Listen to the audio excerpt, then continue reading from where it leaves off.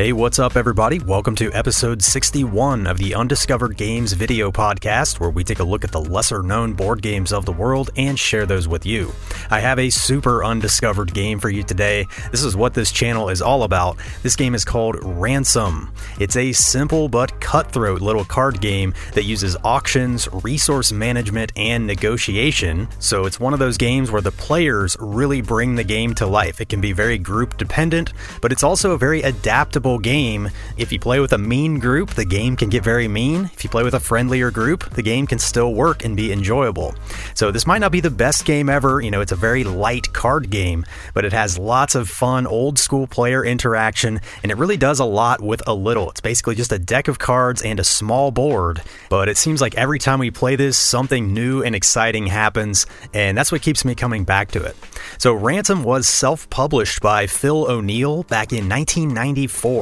And as you can see, this box is pure nostalgia. It features a classic photo of New York City with the iconic Twin Towers there on the cover, and it even comes complete with a quote from Richard Branson: "The most realistic deal-making board game I've ever played. Great fun."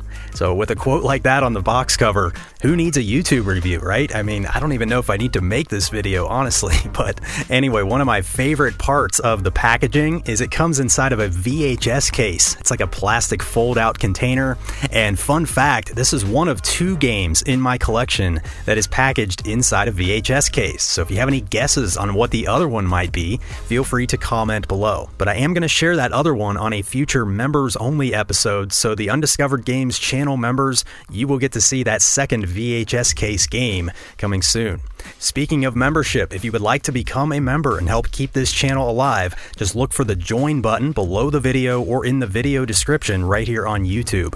For less than the cost of a board game, you can support this channel for an entire year, and that allows me to continue my mission of finding and sharing lesser known games with the world on a regular basis. It also allows me to update the video archives on a lot of these old, forgotten games like Ransom that never got video content back when they were first released. It's really hard to do research on a lot of these older games because there's just not much content on the internet. So hopefully by making these videos, I'm helping people out there make a more informed decision, and also hopefully we can generate some buzz around these old out-of-print games and maybe get some of them reprinted. I just received confirmation from a board game publisher that they are reprinting an old out-of-print game just because they saw my video. So that means this channel is making a difference, and the potential to make a bigger impact is still there. So I do hope you consider joining the channel to help support this work. Members get early access to all my videos. Every third episode is now visible to members only, and you also get to vote on future episodes, and you get badges next to your name when you comment, and all sorts of fun little perks for only $1.99 a month. So go check that out. And if you don't want to be a member yet, that's totally fine. Just click subscribe right here on YouTube. That's free, and you can join us on this journey to discover the undiscovered games. Anyway, let's get back to Ransom. So I stumbled upon this gem at a thrift store about 6 or 7 years ago now. I only paid a couple bucks for it. I knew nothing about it. I just saw the backstabbing money grabbing game in this VHS case, and I knew I had to have it. I still remember the first time we played it. None of us were super impressed. The cards were very plain and ugly. The board was tiny and unimpressive. The buildings were just these little black tiles, but there was something about this that kept drawing us back for one more play. Now, a big part of that was probably the quick and easy setup. You just shuffle the deck and play again. So it's really easy, to log a couple plays of this back to back, especially if your group really gets into it. We logged 3 or 4 plays the first night we ever played this. And after that third play, I think we were all pretty convinced that this was a keeper. And there was one key ingredient that became obvious after about 3 or 4 plays, and that ingredient is variety. Because you have a randomly shuffled deck of cards, no two games will ever play out the same way. Now that sounds ridiculously obvious, right? Like you're going to get variety because you shuffle the deck. However, in this game in particular, the random timing of when certain cards get revealed is what makes this game work and makes it play out so differently every time. See, in this deck, we have contract cards, but then those contract cards require land plots, bricks, and labor. So all those types of cards are mixed randomly together, and you never know when they will become available. So let me teach you how to play Ransom. It will not take me very long at all to teach you this game. Then on the other side, I'll come back with my rating and review, and I'll continue to talk about some things that you might like or dislike. So to set up the game, you just place the board in the center of the table, place these black polyomino tiles next to the game board. There should be 2 of each of these shapes. Then we're going to find the bank loan cards, make a stack of these next to the game board, separate the money cards by denomination and make a supply of money near the game board, and the rest of the cards will be shuffled together to make a face down stack. More on these cards in just a moment. First, we need to give each player their starting money. Everybody starts with $50 million.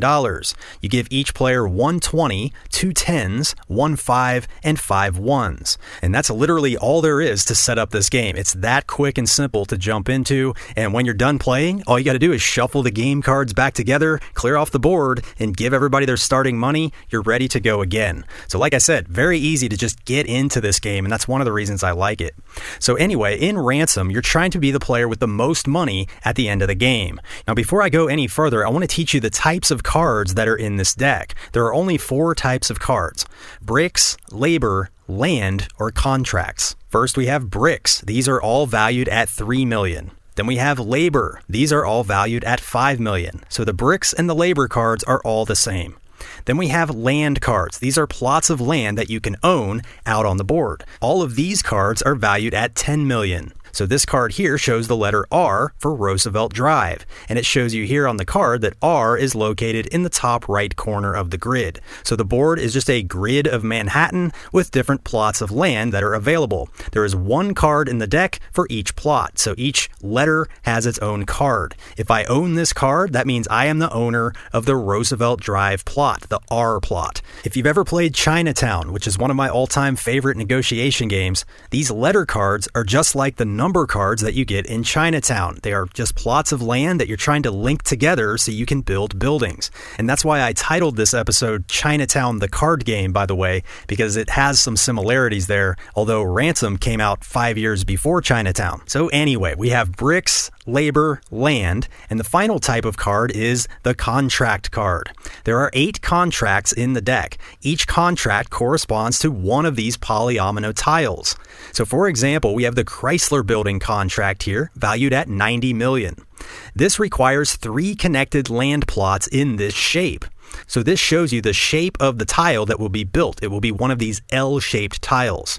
To complete this contract, you need 2 labor cards, 1 brick card, and any 3 letter cards that are linked in this shape on the map. So if I had the X, E, and P cards, I could build right here.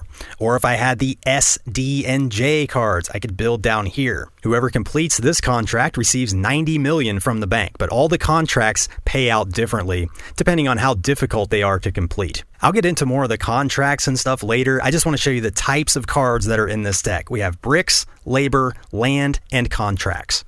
So like I said, all these cards are shuffled together during setup, and you just create a face-down deck in the middle of the table.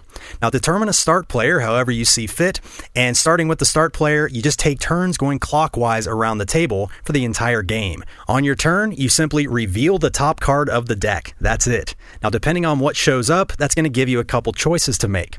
If you reveal a labor, bricks, or land card, you have a choice. You can either purchase that card at its face value, and you just pay the money from your hand to the bank and take the card into your hand. And that would be the end of your turn. Then it goes to the next player.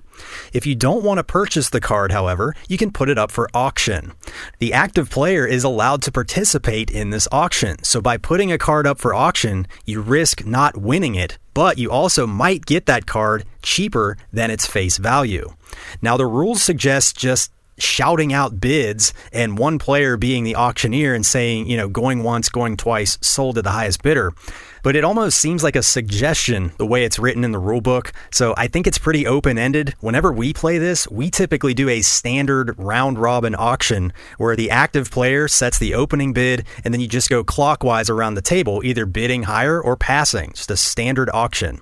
So you'll have to decide for yourself how you want to conduct those auctions. But anyway, whoever wins the high bid pays that money to the bank and takes that card into their hand.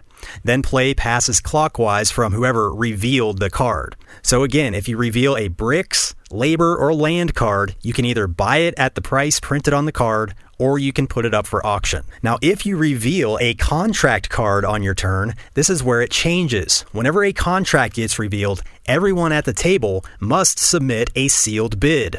So the way it works is you take money cards from your hand and you place them face down on the table until everybody has submitted their bid. Now, you can make change with the bank here if you want to hide, how much money you actually have. You can also submit other game cards in with your bid as a bluff. So you can put some bricks cards in with money cards, or maybe you don't want to bid at all and you just put all bluff cards, just some labor and bricks and land plots or something like that. Everybody then reveals their bids, and only the money cards that were bid count toward winning that contract. So whoever submitted the highest value in money cards wins the contract and puts it into their hand. That money is paid to the bank, and any bluff cards are just returned to the player's hands. So there is no risk in submitting a bluff card. It's just to throw off your opponents and hide your motives a little bit. It's also worth noting that if multiple players tie for submitting the highest bid, then those tied players only do a redo and they resubmit another sealed bid, and you keep doing that until there's a high bidder. Another option is if you're tied, one player could bribe the others not to bid, and if they accept that bribe, then that player can just buy the contract for $1 million. So you're allowed to bribe each other. It's very open-ended. You can form partnerships, try to make promises to each other, like if you take that contract, I'll help you complete it. Anyway, after that contract is won, whoever revealed that gets another turn. So whoever reveals the contract card gets to reveal another card, and you just keep following those same steps, going clockwise around the table, revealing one card at a time. Now, let me talk more about these contract cards. Once you have all the requirements to complete a contract, you can build that building whenever you want. You can build it on another player's turn. You can build it in the middle of an auction if you need some money or something like that. Now, let me give you a quick example of fulfilling a contract. It's pretty self-explanatory, but I want to give you a little flavor of the game as well. So let's say it's later in the game, a few buildings have already been built, and I have everything I need to build Rockefeller Center. Now, this is why it's not always best to build as soon as you get all your materials. So what I've done in this example is I've waited to build Rockefeller Center until I had two possible options. So here I could build down here on the FC because I have these letters, or I could build up here on the VP because I also have those letters. So now what I'm going to do is I'm going to say pause. I'm building Rockefeller Center. I'm going to show my contract card. I put one labor card with it and one brick card with it. Now I'm going to go ahead and put out the V and the P, and I'm going to say I'm building right here. Immediately, I'm probably going to be met with resistance from the opponent who is working on trying to get this big square built. Because once a building is built, it stays there for the rest of the game. It can never be demolished. It can never be moved. So if I build on VP, there is no longer a place on the board to put this contract, and that player desperately does not want that to happen. So I'm going to see if this player chimes in and says, wait, I will pay you not to do this contract, or something like that. So let's say we come to an agreement. They offer me, $30 million or something not to build here. And then I say, okay, that's fine. I'll just build down here instead. So they pay me, and then I cash in my FC instead and build this down here. So once I spend all these cards, these are just discarded from the game, and I get paid from the bank $55 million. So that comes back to me into my hand. Now, it's worth noting that the contract cards show the profit potential at the bottom. This is just a guide to kind of give you an idea of what your profit is if you pay face value for everything that's included. So the contract is worth $55 million, but then you subtract 10 for each plot of land, 5 for a labor card, and 3 for bricks. That leaves you with $27 million of profit. And again, that's just if you pay face value for all those materials. Rarely in this game will you be paying face value, but that gives you an idea of maybe what you want to bid when this contract becomes available. Sometimes throughout the game, you will get bargains on these things, and you can pay less than face value if nobody else wants them. Other times, you will have to pay way more than face value. If bricks are just not coming out in the deck, and you desperately need a brick to complete a contract and get some more money, sometimes you will pay a lot for one brick card. It just depends on the timing of when they get revealed. So again, back to that very, very simple idea of this deck being shuffled differently every time is going to create a very different marketplace of values throughout the game. Really cool. Now, there's one more thing to talk about, and that is the bank loans. These are very simple. At any time during the game, a player can take out a loan. You just take a bank loan card and place it face up in front of you. You immediately get $15 million from the bank, and these just have to be paid back at the end of the game at $20 million. So you have $5 million of interest on each of these loans. Each player is limited to 3 bank loans throughout the entire game. After you've taken out that third loan, if you run out of money at that point, you're going to be stuck begging your opponents to lend you money, and they're probably going to charge you a much higher interest rate, just from my experience. So that can happen, though. I've seen that happen. There's so many ways this game can play out. Anyway, once you play through this entire deck, the game does not necessarily end. The players at that point just keep making deals with each other, trying to complete any remaining contracts, and you just keep going until no more buildings can be built or until the players cannot reach any more agreements. At that point, the game ends. All the players have to pay back their loans at $20 million apiece, and at that point, whoever has the most money is the winner. There is no official tiebreaker in the rulebook, so if you have any ideas on a good tiebreaker, drop those in the comments below. I would love to read about them.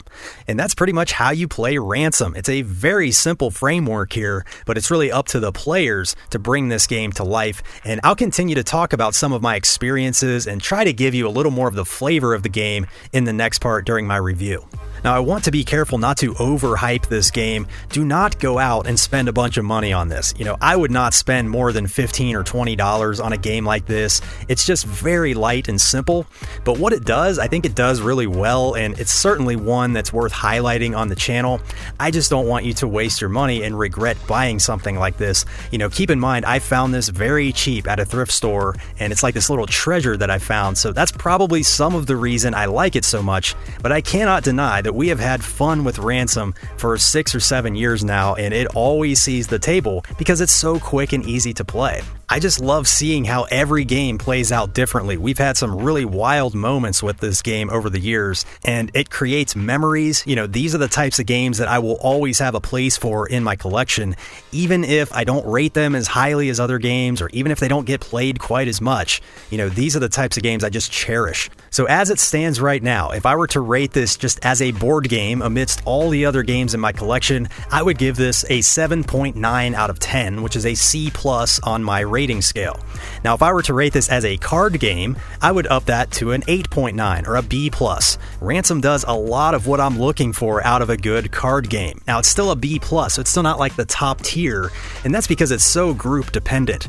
But what I like about the game is it's so compact, it's very quick and easy to learn, teach, and jump right into. The setup is such a breeze. The box is small, you can just throw it in the game bag and hope you have time at the end of the night. Maybe you can squeeze in a game of Ransom. For the first few years that we owned this, I would take this to every single game night, just hoping we had time at the end to play a quick game of this. And, it did get played a lot because of that. Now, I would never warm up with this game because you can really make some people angry while you're playing this, and then that would be a long game night. So you always end with Ransom. You never start with Ransom.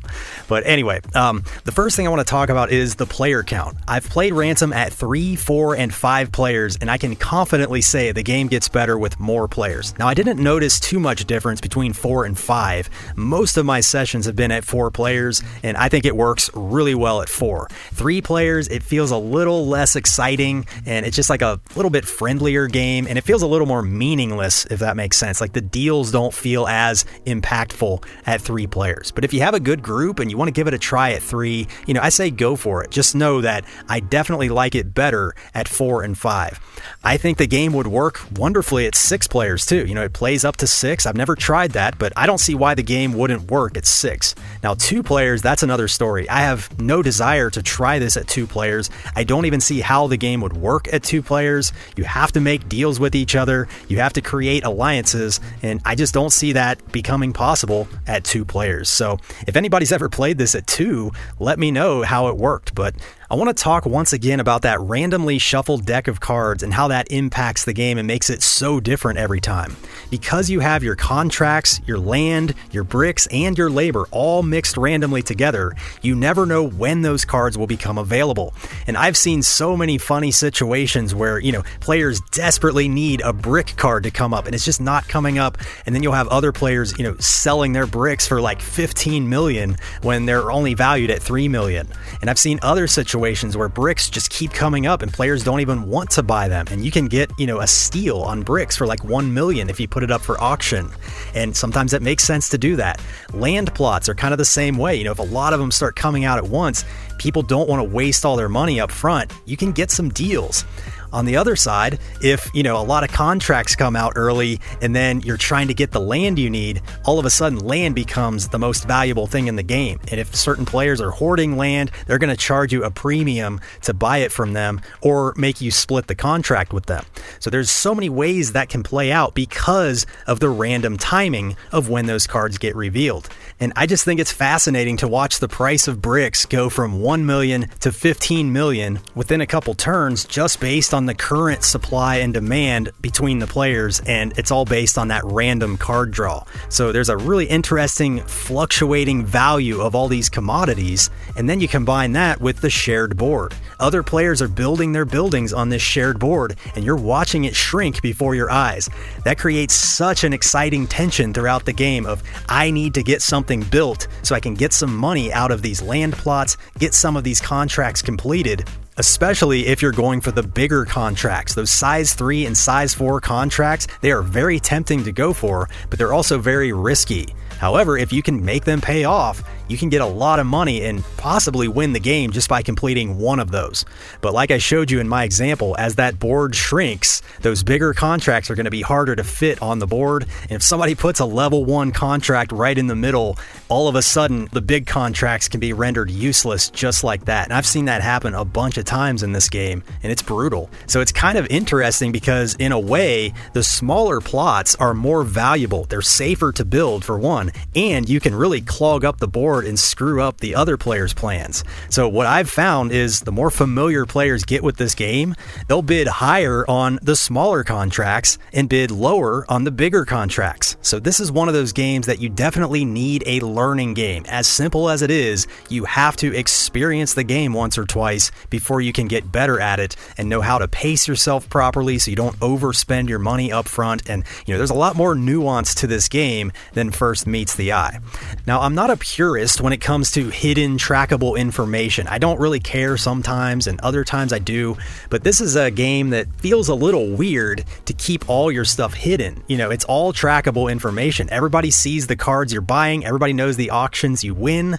So it's like, why are we keeping all this stuff secret other than to hide how much money you have? So that does make sense, I guess, but it's not a secret, what plots you have. Like, I bought plot R, and later in the game, I might try to negotiate with that. So everybody knows I have that. And it's not like I could save up a couple letters without people noticing and then sneak in and build a contract. That's not going to happen as long as you're playing with gamers who are, paying attention to the game. Now, if people are just having a conversation and not watching, you might be able to get away with that.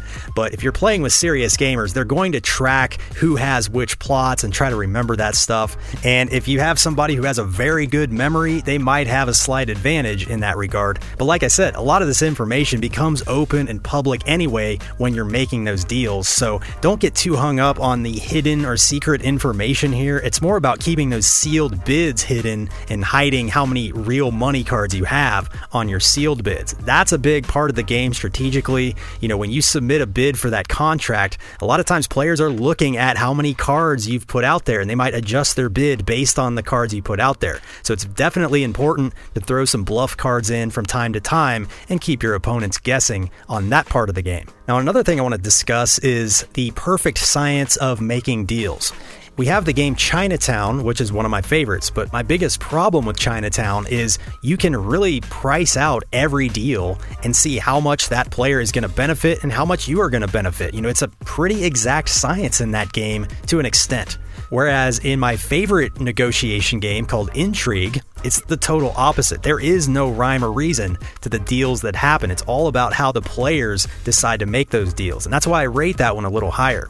Ransom kind of falls in between on the perfect science. Now, from a math point of view, you could math out every scenario if you can remember how much everybody spent on their cards. So again, if you have a player who can remember, this player spent 1 million on their bricks and they only spent 3 million on plot V and so on. If you have a player like that, that, then they might have an advantage when it comes to the negotiations because they can remember how much everybody has invested in that. So that's the situation I don't want out of this game. If you have that type of a player or that type of a game group who is going to math out every deal, that's not the type of group I would want to play this with personally. I just like this game as a, low-key card game that you can just throw on the table and have a good time with some friends or family.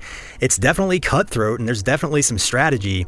I just don't feel like the game is meant to be taken too seriously. But if you do like that sort of thing, I think this game could still work for you. You just might want to try playing with open information or something like that, because otherwise it might favor a player with a better memory. So those are just some minor things to keep in mind. All in all, I think it's a fun card game. It's one that we play a lot. At the same time, I don't think it's a must-own by any stretch of the imagination. And, there have been one or two games that just kind of fall flat based on how those cards get revealed. But at the same time, the random card reveal is my favorite part of the game. So I'll just play it again and I know I'll get a completely different experience. So if the game doesn't work for you on your first or second play, definitely give it a third or even a fourth play to really decide for sure if this is a game you want to keep.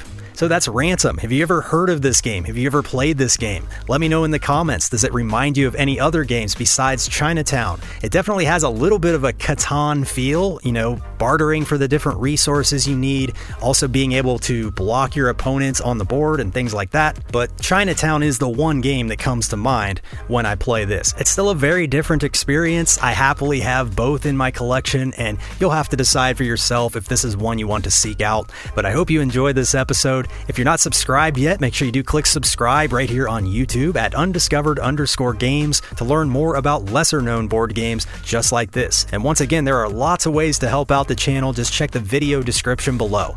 Thanks for being here, everybody. I'll be back with another great undiscovered game here in a couple weeks. We'll see you then.